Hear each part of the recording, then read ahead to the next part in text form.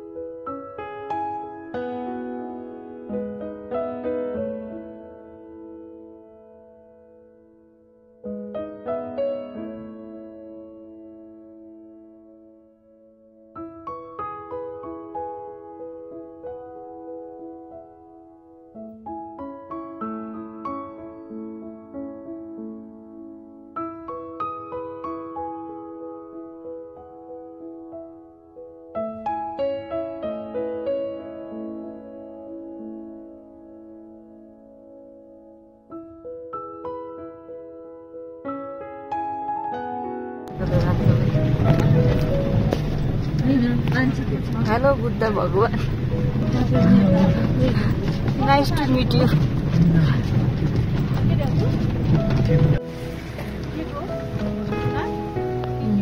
होटेलको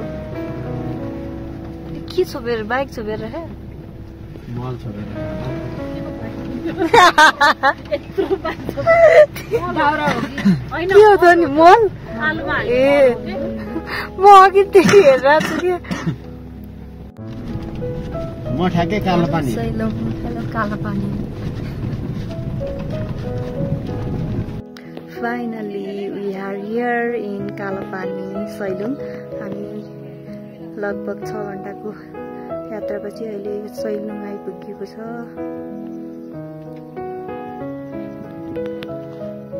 यहाँ बाटो चाहिँ पानीले यस्तो खत्तम बनाएको थियो त्यो पनि अप्ठ्यारो भयो है हामी आइपुग्यौँ हाम्रो टिमहरू यता हुनुहुन्छ हामी बस्ने होटेल चाहिँ हो चाहिँ कालापानी सैलुङ हो यहाँबाट अब भोलि हिँडेर यतातिर जानुपर्छ यतातिर चाहिँ हामी जानुपर्छ एकदम चिसो हावा चलिरहेको छ एकदमै के भन्ने एकदम रमाइलो फिल भइरहेछ है एकदमै राम्रो छ हुसी यस्तो लागिरहेछ पानी पर्यो भने चाहिँ खै अब केही देख्न पाइँदैन होला जस आइपुग्यो 6 घण्टाको यात्रापछि यो होटल चाहिँ हामी बस्ने होटल हो Sailung king hotel and lodge यसको नाम चाहिँ हामी भर्खर आइपुगेर अब यसो हिँड्दैछौँ यहाँ होटलको दाइहरू चाहिँ बच्चा बच्चीलाई स्कुल लिन जानुभयो अनि हामी यहाँ बाहिरै बसिरहौँ त्यही भएर अनि यसो अब चिया खाम भनेर हिँडेको अगाडिको होटेलमा चिया बन्द रहेनछ त्यही भएर हामी अब अलि माथि जाँदैछौँ यस्तो हिलो हिलो छ बाटो हरियाली छ यस्तो शीतल चिसो हावा चलिरहेछ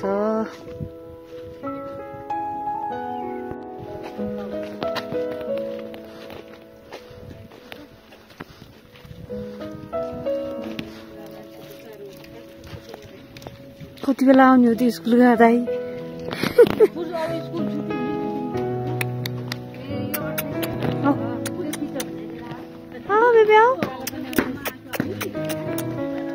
कालु हाम्रो सैलुङको कालु है कालापानीको कालु है तिमी कालापानीको कालु हो तिमी कालापानीको कालुले पुच्छर हल्लाइरहेछ